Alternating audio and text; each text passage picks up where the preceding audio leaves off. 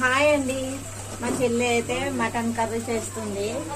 ఈరోజు వాళ్ళ ఇంటికి పిలిచారు, మేమైతే వచ్చినాము భోజనానికి. మటన్ కర్రీ అయితే చేస్తుంది. ఇగో మటన్ కర్రీ. ఇగో మటన్ వేయనా? మటన్ వేయండి. ఇది హాఫ్ కేజీ మటన్ అండి. దూరలేదా దూరలేదా మటన్ అయితే వేసేసినాము.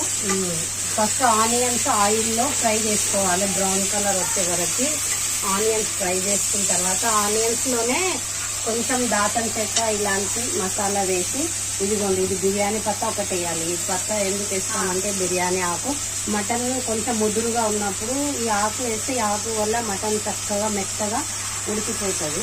గరం మసాలా, పసుపు, అల్లం వెల్లిగడ్డ పేస్ట్ అంతా ఆనియన్ లో ఫ్రై చేసిన తర్వాతే మటన్ వేస్తుంది. చాలా టేస్టీగా వండుతుంది మా చెల్లి మటన్ కర్రీ. ఎప్పుడైనా సరే మటన్ కర్రీ చాలా బాగా వండుతుంది.